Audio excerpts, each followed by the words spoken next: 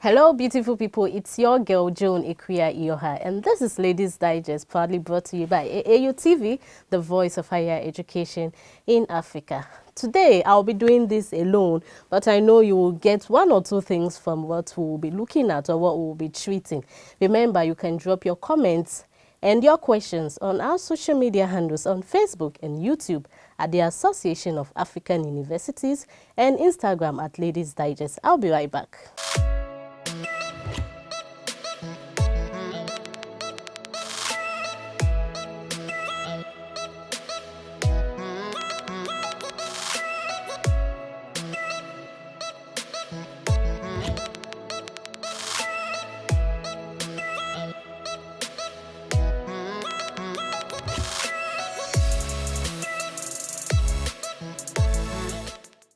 Welcome back. Every child deserves to have a healthy start in life, and every mother should have access to quality health care during pregnancy and childbirth. The birth of a new child should be a time of celebration, and yet, for many women around the world, it is a time of fear. According to the World Health Organization, more than 800 women die every day from complications in pregnancy and childbirth. The majority of these deaths could be prevented given the right resources and care. So, below are some of the issues we'll be discussing, which has to do with postnatal depression. What is postnatal depression? Postnatal depression is a type of depression that many parents experience after having babies. It's a common problem affecting more than 1 in every 10 women within a year of giving birth. It can also affect fathers and partners, so our fathers shouldn't think that they are out of it. It is important to seek help as soon as possible if you think you might be depressed, as your symptoms could last months or even get worse and have a significant impact on you and your baby and your family at large. With the right support, which can include self-help strategies and therapy, most women would make a full recovery. So, what causes depression? The cause of postnatal depression is not completely clear. However, some of the factors it has been associated with include a history of mental health problems, particularly depression, earlier in life, a history of mental problems during pregnancy, having no close family or friends to support you, and a poor relationship with your partner. Even if you do not have any of these symptoms, having a baby is a life-changing event that alone can sometimes trigger postnatal depression. What are some of the symptoms of postnatal depression? Many women feel a bit down, tearful, or anxious in the first week after giving birth. This is often called the baby blues, and it's so common that it's considered as normal.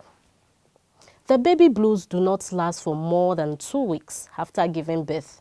However, if your symptoms last longer or start later, you could have postnatal depression. Postnatal depression can start anytime in the first year after giving birth. Signs that you or someone you may know might be depressed include a persistent feeling of sadness and low mood, lack of enjoyment and loss of interest in the wider world, lack of energy and feeling tired all the time, trouble sleeping at night and feeling sleepy during the day, difficulty in bonding with your baby, withdrawing from contact with other people, problems concentrating and making decisions, and frightening thoughts, for example, trying to hurt your baby. So let's talk about getting help for postnatal depression. If you think you may be depressed, speak to a gynecological practitioner or your health visitor, as many health visitors have been trained to recognize postnatal depression and have techniques that can help. Do not struggle alone, hoping that the problem will go away. Encourage your partner to seek help if you think they might be having problems. Remember that depression is an illness like any other. It's not your fault you are depressed. It can happen to anyone. Being depressed does not mean you are a bad parent. It does not mean you are going mad either. So let's look at some myths about postnatal depression. Postnatal depression is often misunderstood and there are many myths surrounding it, but we'll just be treating 4. So myth 1, postnatal depression is less severe than other types of depression. Fact, it is as serious as other types of depression. Myth 2, postnatal depression is entirely caused by hormonal changes. The fact is, it is actually caused by many different factors. Myth 3, postnatal depression will soon pass. The fact is, unlike the baby blues, postnatal depression can persist for months if left untreated or unattended to. And in a minority of cases, it can become a long-term problem. Myth 4, postnatal depression affects only women. The fact is, research has actually found that up to 1 in 10 men or up to 1 in 10 new fathers become depressed after having a baby. So our next question is, can postnatal depression be prevented?